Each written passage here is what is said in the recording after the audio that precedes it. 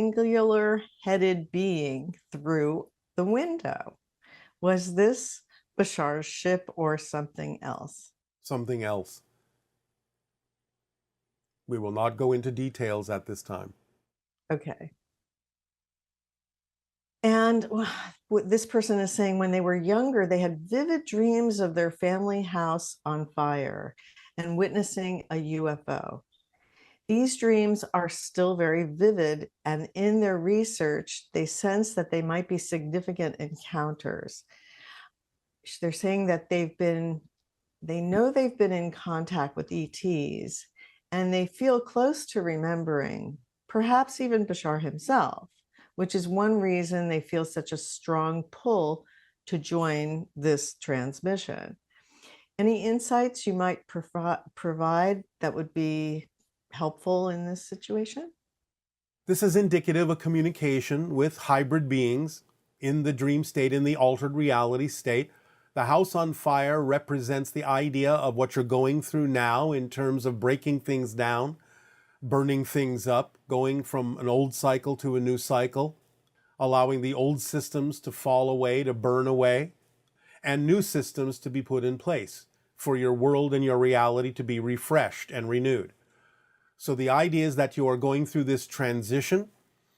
Sometimes it will be represented in a negative way, such as the burning of a house, but nevertheless, it is representative of a clearing, of a letting go of an old way, burning the old ideas out and allowing new ones to come in.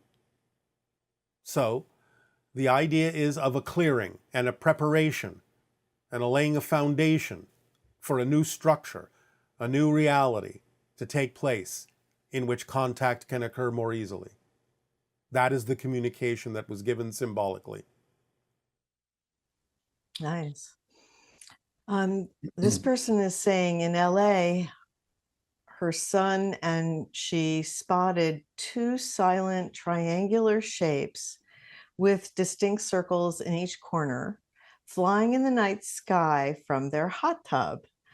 A friend's photo of a similar craft later led me to Bashar, raising questions about the origins of what they saw. Yes, well, hybrid ships. Again, there's a lot of traffic around your planet. When you expand your consciousness, especially in a relaxed state, such as you achieved in your hot tub, a meditative state, your senses can then become more keenly aware of things that are going on around you that might have been invisible to you before until you allowed your vibration to raise by being in a more meditative state, which then gave you the ability to see some of the traffic that is moving around your planet all the time, especially the hybrid ships, since they are very close to the vibration of open contact, since it is the hybrid children that will be coming to live among you. Okay, and here's another one. This person says, I had a fascinating flying vehicle encounter in October of 2023 in New York City. It happened around 7 a.m. in Manhattan, near the 14th Street Union Square area. I was out grabbing a coffee before work when, upon crossing a street, I noticed out of the sheer corner of my eye an object flying rather unusually low in the open between the buildings. It appeared large, silent, at a distance. I noticed that it happened to be heading in the direction of my workplace right before it disappeared from view behind the buildings. A block away from my workplace, I decided to stop and see if I could get a good look at what it was. Well, lo and behold, I did, only this time it then hovered and stopped in the open space as if noticing me noticing it and stopping by to say hello. If what I perceived was in fact extraterrestrial, may you share with me who that pilot was that was piloting that ship and where they from and anything more you can tell me about that? It is a Yael craft. They did notice that you were noticing them. Having the coffee is symbolic of waking up, and they were basically recognizing that you were waking up enough to be able to perceive their ship, which was out of phase with your reality, and yet you saw it anyway. And so they noticed that. Their message, in a sense, was good morning. You are waking up.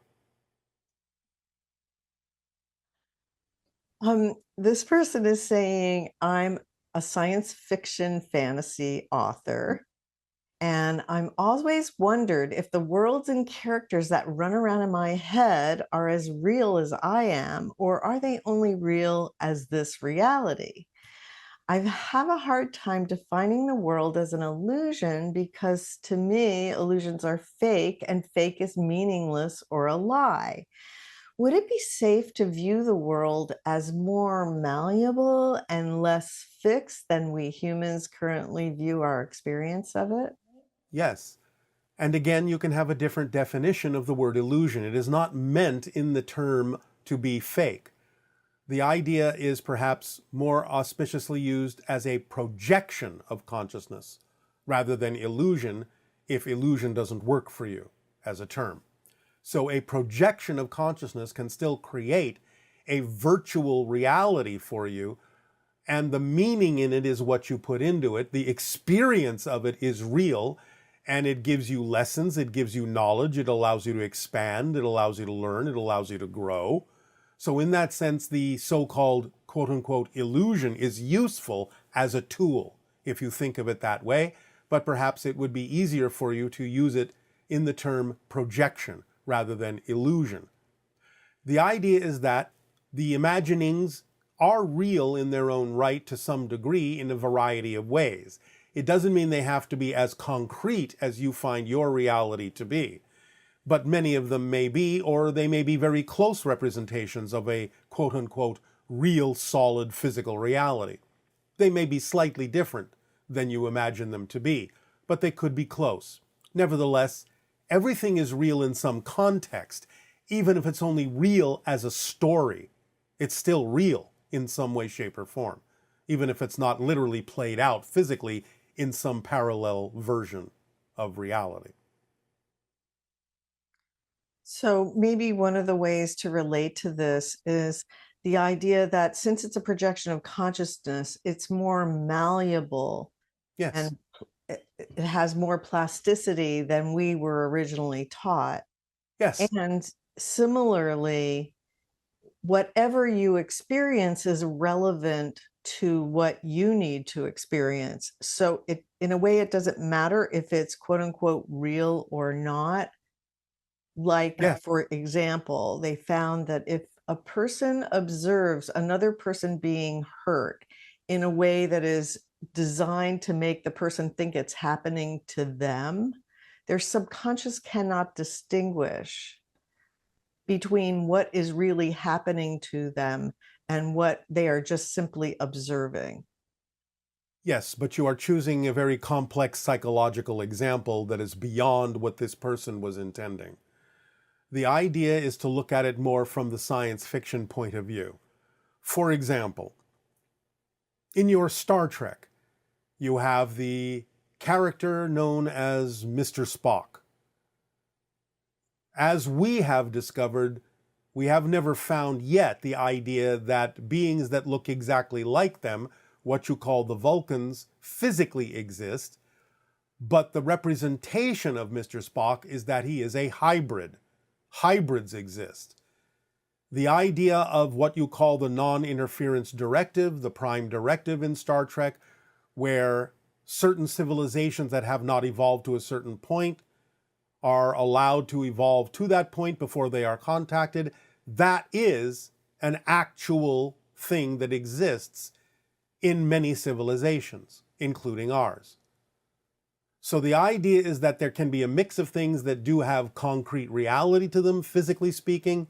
There can be some things that are real in the sense that they are symbolic representations of other concrete realities, though the representation itself may not be literal. And there are some things that are simply literal as stories. And that doesn't make them any less real because they are real stories. But they're not necessarily concretely, literally real in the physical sense that you understand physical reality experiences to be. But anything you can imagine in some context is real, because you cannot imagine non-existence. You just have to be able to discern the context of the thing that you're talking about to know the difference between something that exists as an actual concrete physical reality and something that exists as an idea that's still real as an idea, but is not necessarily concretely literal. Although, I have to add the caveat that in spirit, anything you imagine can be created, literally exactly experienced as if it is physically concretely real. So you can, in spirit, conjure up Mr. Spock, literally. And a being can take that form for you and represent it for you, and you can interact with it as if you are interacting with a literal being that is known as Mr. Spock. But that's taking place in an extremely malleable reality such as spirit, where anything you can imagine can be manifest out of spirit material, so to speak. But it is not literally physically concrete in the way that you're experiencing physical reality now. But it will be as real as you imagine it to be, and will be the product of another kind of level of consciousness interacting with you. And in that context, just as real as anything, because the interaction and the experience will be real. It's fascinating. Yes. And this person is saying they would like clarification on these two seemingly opposing ideas. One is that everything is a reflection of ourselves. And two, I hear you say sometimes to not take people's reflections personally because it has nothing to do with you. And it's just a part of their own journey. Can you clarify that? Yes. Remember that you are experiencing your version of other beings. It doesn't mean they're not real. It's just that you're creating your simulational representational image of them and interacting with that. So what you are interacting with is your creation, but that doesn't mean you've created the actual being, the actual consciousness. The consciousness is real, and you're interacting with a real consciousness, but you're interacting through the filter that you're capable of manifesting that is the best representation of them that you manifest out of your own consciousness, out of your own energy, as an interface, so to speak. The idea of the second part of the question, read that again. The idea that if someone the second person says something like your socks are orange and you know your socks are not orange. Yes. So you don't take it personally because you know it has nothing to do with you and it's part of their journey. All right. Well, this is about discernment, because the idea is that you can always listen to what someone has to say and decide for yourself whether or not their advice is something that you do need to apply. And that's why they have been attracted into your reality, because there is a lesson there for you. There is information there that would benefit you if you applied it in your life. But you also get to discern whether or not that's true. And therefore you can, if you are honest within your own self-investigation, know the difference between whether or not somebody that's been attracted into your life and says certain things to you is actually having information that would benefit you, or whether you simply have attracted them to be of benefit to them in some way, shape, or form, by understanding that what they're saying to you is not your issue, but theirs, that you could perhaps help them with by giving them another alternative way to look at what it is they are going through. So they're still in your life because you attracted them, but you may have attracted them to be of assistance to them in changing the way they're looking at things, rather than them having information that would benefit you. But you have to give yourself the opportunity to decide which it is. You have to have honest self-recognition and self-awareness and self-discernment as to whether the information is for you or for them, or maybe both. Okay, and this question is about assisting those in despair. How would you help someone who says that he or she wants to die? This person says they work every day with people who have lost their illusion in life. All right. We're going to keep this very simple. Tell them to lie down on the floor or on the bed, close their eyes, and say they are ready to leave, and have them count to 10. If they can still open their eyes when they get to 10, they're not ready to leave. They are here by choice. And if they truly were done with their lives, they would have left. they would have died in that moment. That's all it takes. You don't have to have any other kind of assistance if you're really at your timing to leave. So if they can still count to 10 and open their eyes, that's their first clue that they're not ready to leave. They have not finished what they came to do. So that's an easy way to tell whether you're ready to go, whether you're really ready to die, whether you're really ready to wake back up in spirit, or whether you feel you still have something to do in physical reality that can then give them the sense of looking for what that is, finding their passions, finding their interests, not being so hard on themselves, not judging themselves so harshly, so negatively. Stop treating themselves so badly and start waking up to the fact that they are aspects of all that is, that they are beautiful, that they are creative, that they are loving and loved, they are supported unconditionally, and what they say goes. So if they want to buy into all sorts of negativity, the unconditional nature of existence will support them in that negativity because it is unconditional. And you can teach them that since it is unconditional, so unconditional that it is even willing to support them in their negativity, there is no reason it wouldn't support them in their positivity as well. And they can decide to choose more positive ways of looking at things, more positive definitions, and those will be supported just as strongly by existence as the negative ideas they held to be true were supported as well. It's up to them, but first and foremost, you can show them that they're not ready to leave, because if they really were at the end of their lives, it would be as simple as lying down, saying you're ready to go, counting to 10, and you'd be gone. Fascinating. Can you comment on I know people sometimes are concerned about how they're going to die. And then there seem to be some people who are lucky enough to just pass away in their sleep. Why is that lucky? Yeah. Okay. So can you explain that Remember, more? it's all about choice, and it's all about a learning experience, and it's all about what you believe to be true. So regardless of how the death occurs, it's going to be the result of something you believe to be true.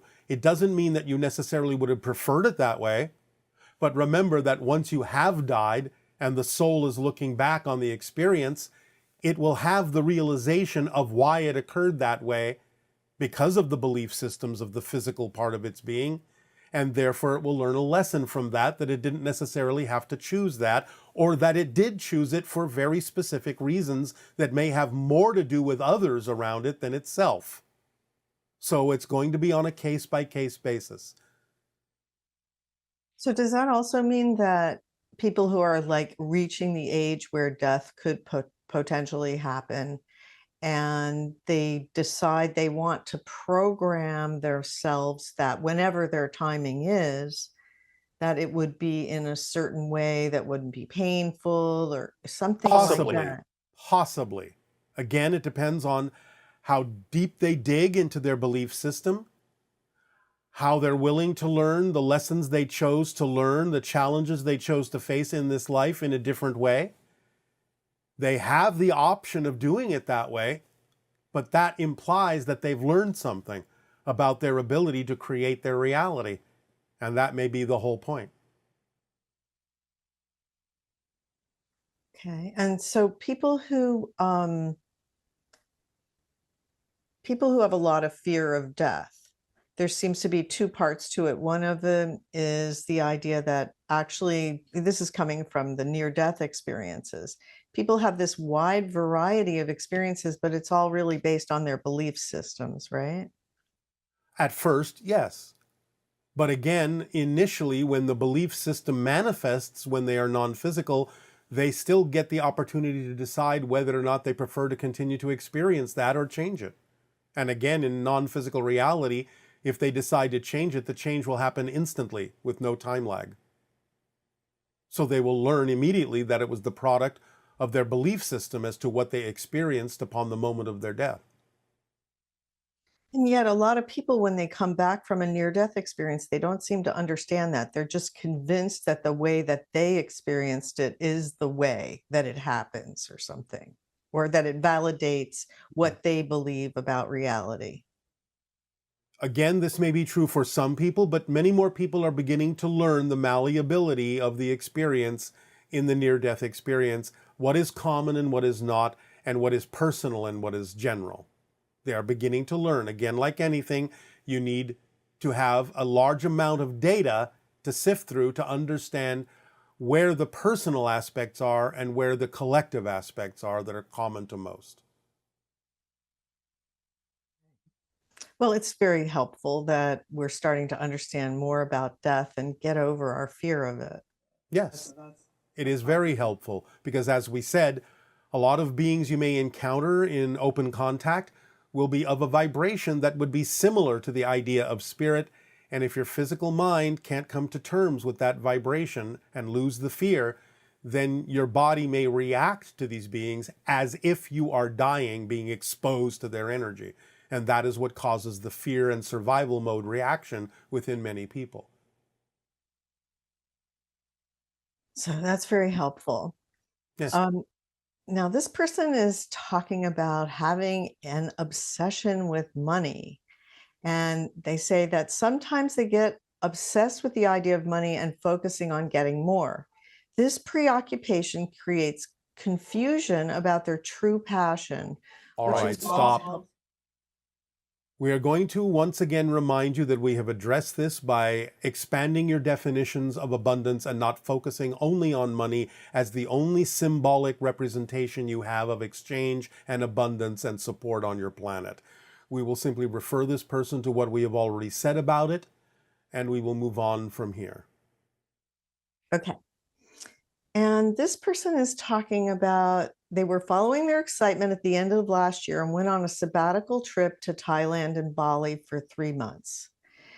They tried to cut out contact with the old reality as much as they could by following their excitement, which led them to an amazing journey of self discovery and multidimensional exploration. Now they're back in their hometown and they're faced with the elements of the old reality that still trigger them. Then they're still reacting the same way, and they have not brought the Bali experience home with them. They have not stayed in that vibration for their own reasons. They need to examine their belief systems to find out what difference they are making between the Bali experience and their hometown that allows them to still react the same old way that they used to, instead of being transformed by the Bali experience and the vibration they were in there and bringing that vibration back to the circumstances in their hometown. Remember, it's not about what happens, it's about what you do with what happens that makes the difference in your reality. So why react the same old way just because things in the hometown look the same? Remember, the measure of change is not whether the outside has changed, it's how you react and respond differently even if the outside still looks the same. That is all we will say about that at this point. Okay. And this person is asking, how can I fully let go? How can I be my full self, truly embracing my perfect puzzle piece and frequency? Understand clearly and act upon precisely the formula. Period. So helpful, actually. This person is saying they've been on this spiritual journey for some time, but they feel they've stagnated. They don't feel or receive messages from their higher self or anything. Nonsense. Look to the synchronicity in your life. Don't define having to receive those messages in a certain way. Don't insist on a certain method of delivery. Synchronicity is everything in physical reality. Start looking at the interconnections and associations that exist in everything in your physical reality, and you will start to see synchronicity more clearly as messages from your higher mind. And remember that the primary message from your higher mind are those things that you are passionate about, because that's how your body interprets the messages from the higher mind, is as the sensation of excitement, passion, creativity, and love. So look to the synchronicities. They abound. They're all around you. Everything is an orchestration. Everything is a synchronicity. Just change your definition of what's going on around you and you'll see it more clearly. Okay, thank you.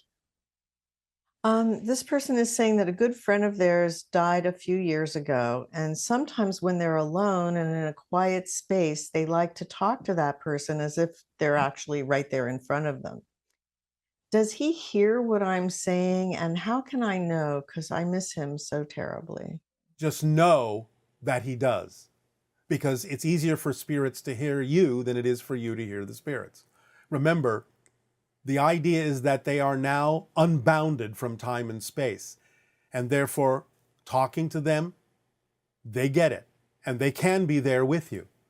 So you just have to open up to the understanding that they are, and you will begin to perceive them. But again, you have to raise your vibration to be more sensitive to the fact that they exist.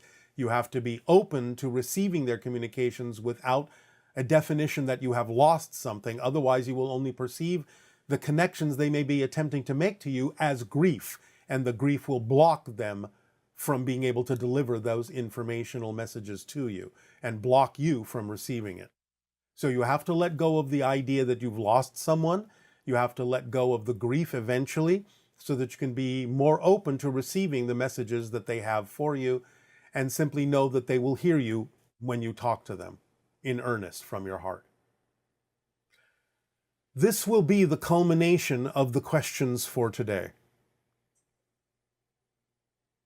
Okay, that sounds great. Well, thank you so much. And We will now remind all of you about the upcoming transmission for the Interstellar Alliance Social Experiment, Step 1, that will be delivered next time. For we now have given you the ability to prepare for things that will be suggested, that are actions you can take, that are behaviors you can change individually and in society. Again, we remind you, you do not have to do the things we will suggest in this social experiment, but that if you do, your vibration will become more compatibly aligned with the vibration of the Interstellar Alliance and open contact. So it is up to you to decide what you prefer. So, next time we will deliver step 1 of the Interstellar Alliance social experiment in this countdown to contact year 1. Be prepared if you are going to participate. Be open, be willing, be creative, imaginative, be loving to yourselves and all. Be connected, be aware, be awake. Our unconditional love to you all, and good day. Unless you really prefer to keep limiting yourself. That's okay, if that's your path. But I think you sound like you're tired of it. You have said that the soul is driving the car and the ego has a wheel that is not connected to anything. I didn't You've say that. also I okay. didn't say that. All right. Well, then Again, this question is ego probably serves the not purpose. very good.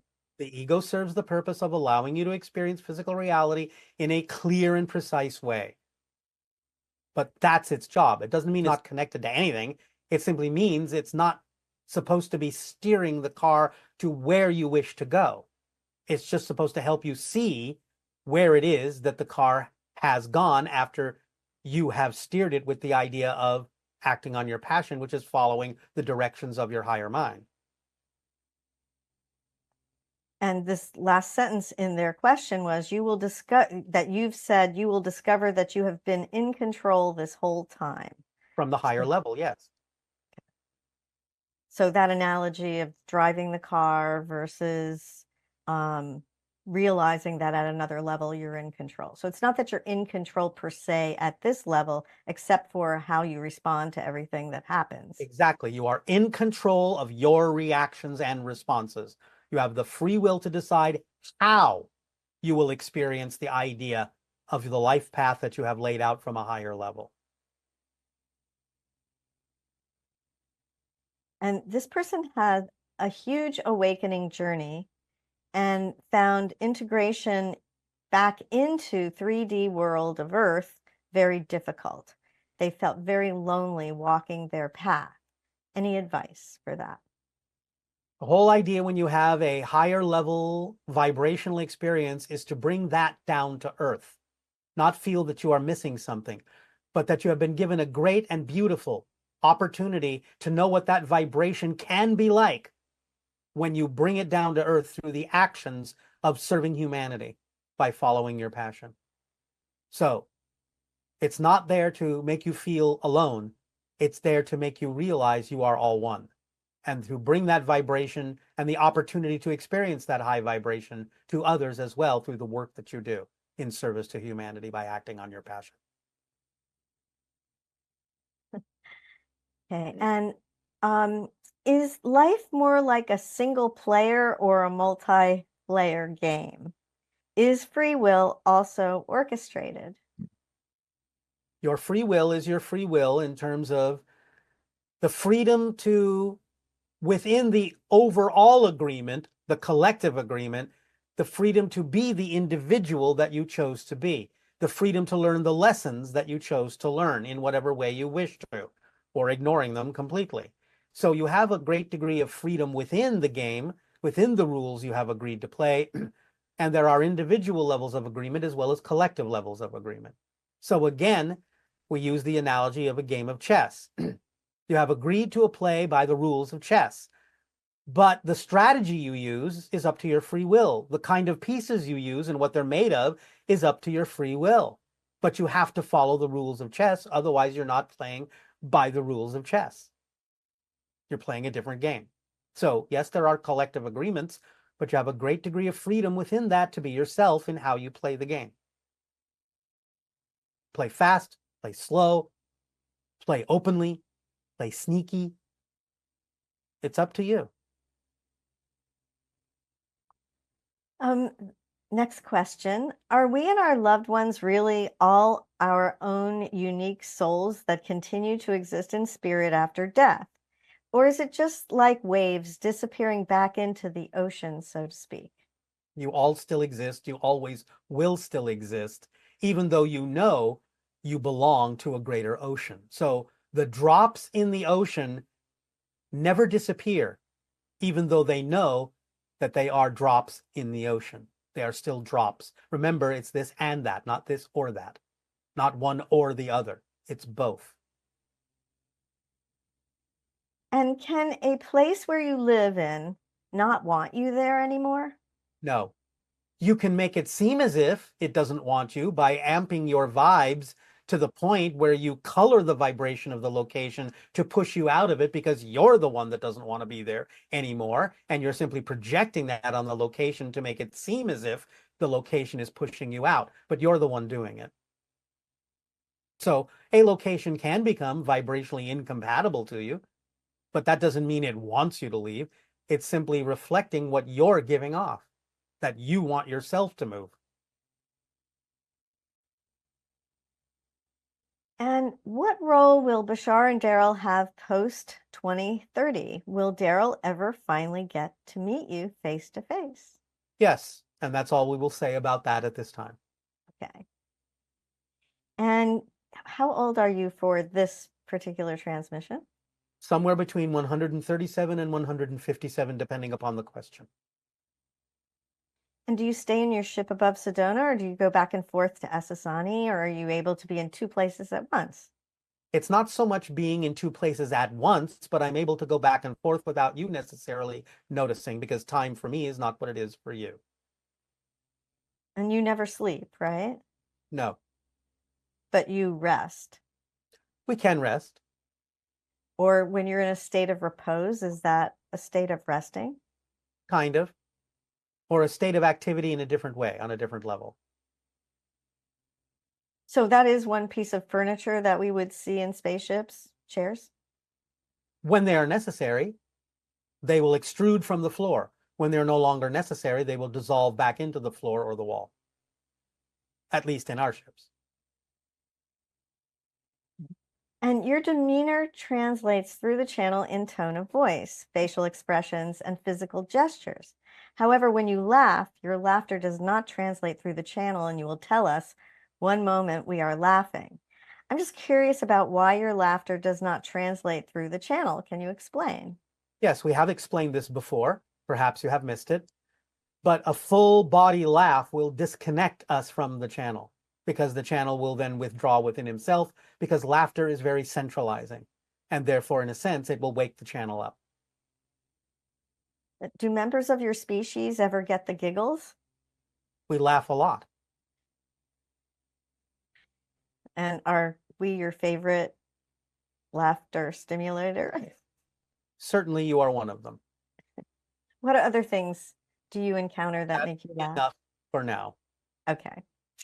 How are the hybrid children birthed? Are they physically carried like human fetuses? And how is the human DNA connected to create hybrid children?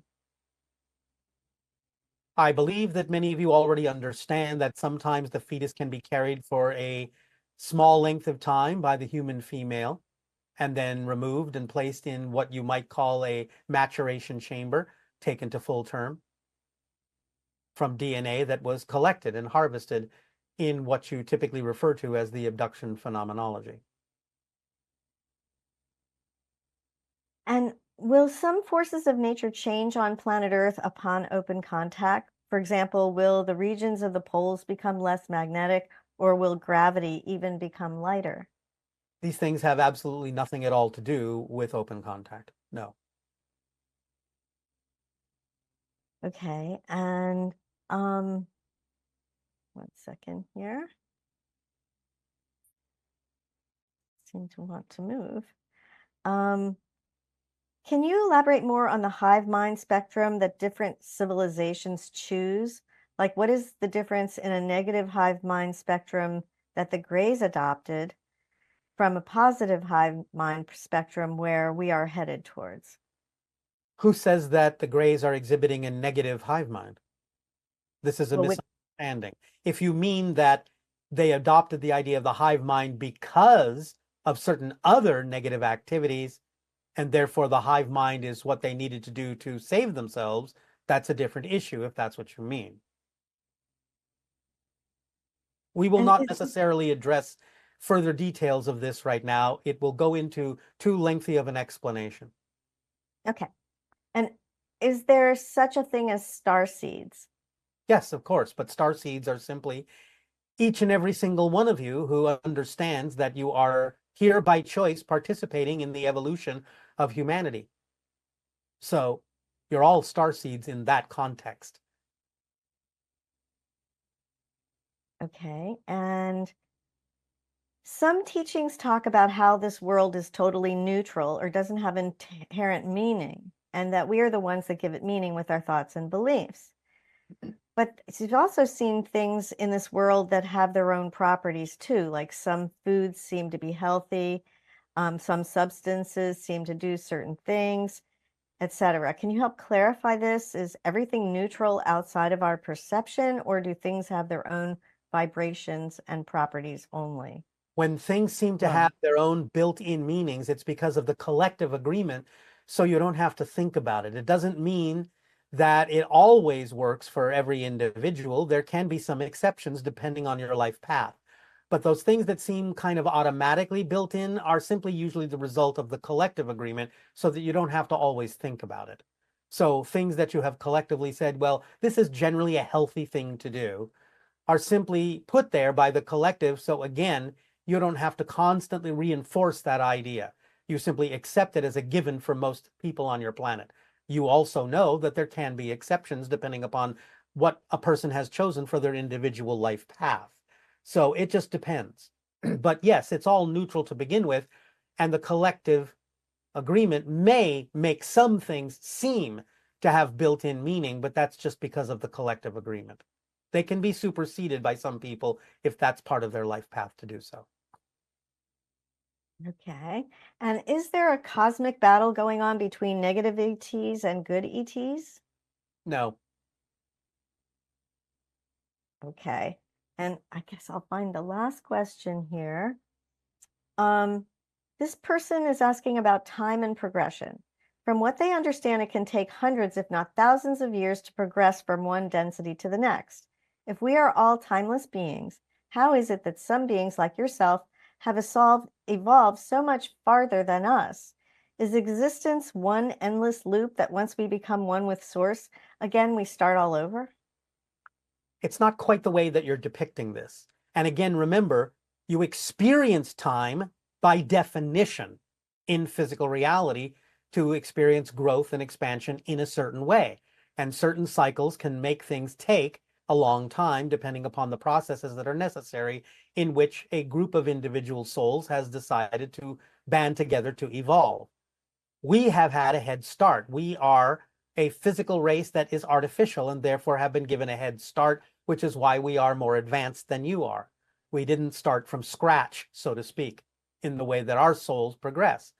But the idea in general is that, yes, you're timeless beings, but not in terms of physical beings. In physicality, you experience time, and therefore, in time, you experience evolution, and therefore, you experience cycles and timing and things like that. You are only timeless when you're non-physical. Okay, great. Thank you. Thank you so much for all this information. I hope everyone found it beneficial and expansive, and we really appreciate it. It is our passion and our pleasure and our deep appreciation and unconditional love to all of you. Allow yourselves now to move forward and become relaxed. Enjoy.